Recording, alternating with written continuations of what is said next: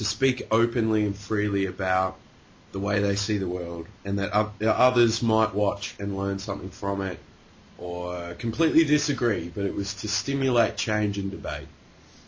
YouTube and all of those things were started for the same cause. It's a social-based networking site, and it's for people to exchange ideals and exchange, beliefs and those sorts of things. Now what it's become is a means for corporations to sell their wares, basically. Look, part of a very easy medium because you're tapping a huge user base, especially YouTube. But that raises an issue with me about apathy. I think, we've got YouTube, and basically it was a site that was created by a couple of guys, got very popular before it was sold. It didn't get popular after Google bought it. It was popular when they bought it, and they got a lot of money for it. There's absolutely nothing out there to stop us going and starting a new site, joining up to this other site that is giving out royalties and stuff like that. But instead of doing that, we're just going along with this system that we're obviously unhappy with. And I think that speaks to how apathetic the world's become. We'd prefer to whinge about YouTube than go somewhere else. Yeah. Do you think all this freedom of speech stuff, which is being cut short, do you think this was even happening before 9/11? What was that, sorry? Like how you said, everything's being monitored and how we really don't have as much freedom of speech like we used to. 9/11 pretty much probably sparked that to happen, but do you think stuff like that was going on before 9/11 as well? Oh, definitely going on before 9/11. Definitely. I think 9/11 was just an apex for it to all be unleashed so that everyone lived by the same thing.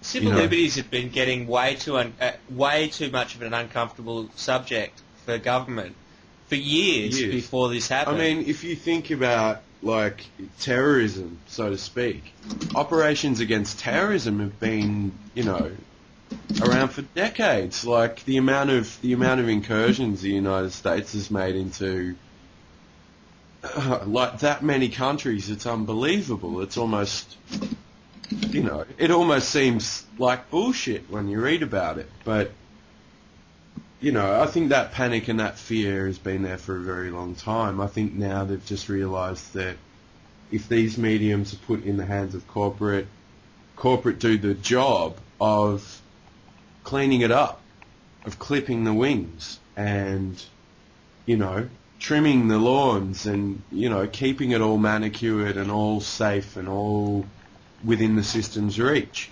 I think the best thing you can possibly do to a group of people that are speaking freely about any given subject, who might be pretty much on the mark about what they're saying and,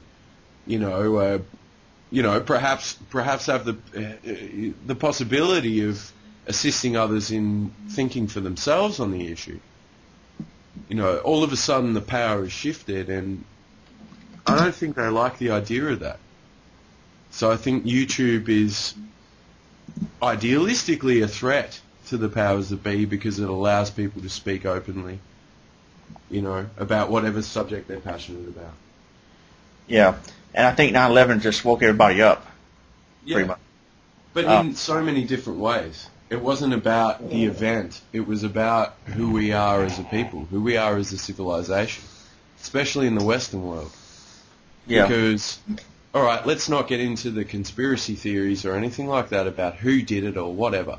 But the event itself was basically a symbol of what we had come to. We were, well, from what the public believed anyway, we were attacked.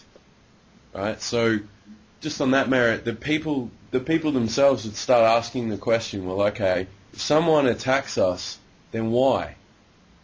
What's the purpose of it? Right. Is it just because they hate us, they hate our ideals, which was, your political leaders said that to the media. Oh, it's because they hate our freedom, they hate the way we live, they hate, No, that's not the truth. What they hate is corporate interest just basically steamrolling into a nation, depleting it of its resources, and then running, and not paying to clean up the mess. That's what they hate. And that's been happening for decades under a charade of politics. Propaganda. Right. But politics really has just been working for the lobbyists. The politics is just a front for the lobbyists that control it, you know. Yeah. And I think the interesting thing now is that I think post 9/11 people are starting to wake up to that.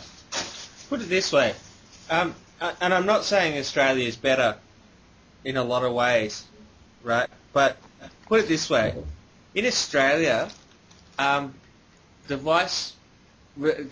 deputy prime minister, which is the equivalent of the vice president here, if they were going to war, there was no way that the deputy prime minister would be allowed to hold the contract with the company that's providing any sort of dealings that's likely to make money out of it. Like, it would be called a conflict of interest straight away, just instantly.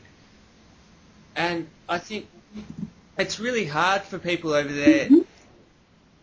Hey! Hey, oh, sorry about that. I just invited Jman into the conversation. Right. How's it going, Jman?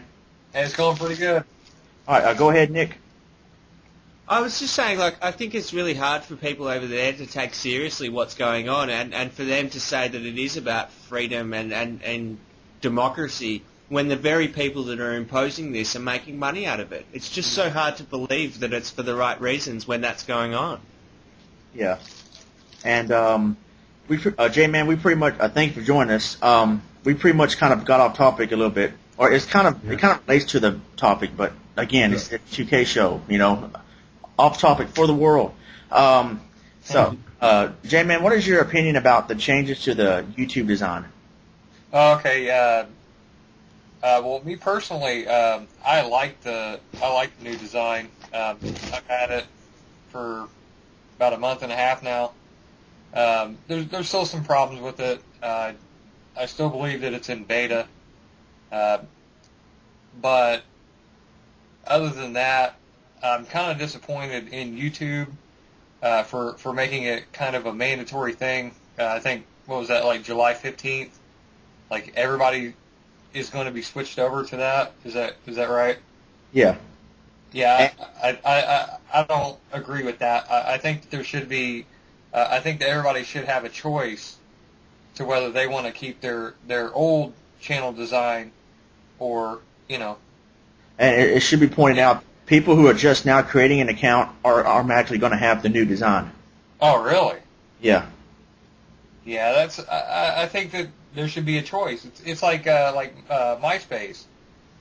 They've had their MySpace 2.0 layout for quite a while now, but even if you join MySpace now, you can still keep the old format. You always have the choice. I don't like that. I don't like the mandatory. Oh, we're going to make it just one layout. I think that everybody should be able to have the choice between the two.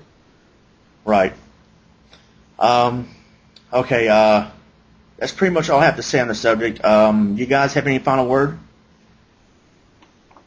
Yeah, we'd just like to say, not necessarily to the YouTube users, the YouTubers, but YouTube's administration, that it would be within their interest, really, to allow people to choose for themselves, just the way other companies do, you know, with skins, as we discussed before, with like Winamp and other media players and things like that, other websites. They allow you to choose the layout you want.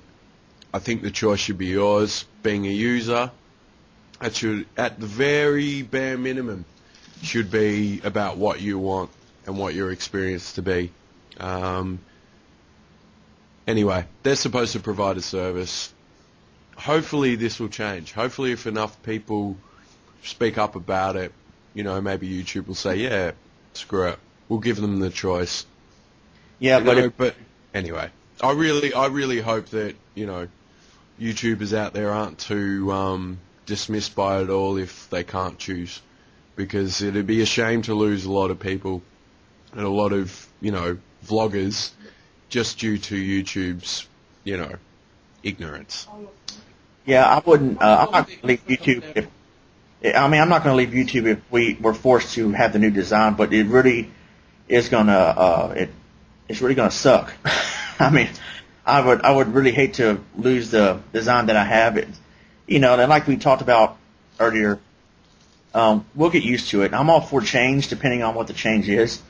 But I think they should at least give us a choice, as like Jman was talking about with MySpace. And I think Yahoo email does that too. They give us a choice to use. I think the real-time email and a new design, and then the old classic Yahoo email inbox look. Yeah. Look, I think for me this is more just signifies the wider problem with YouTube, in that they're forcing this new design onto the YouTube, both viewers and uploaders. They're also pushing this new wave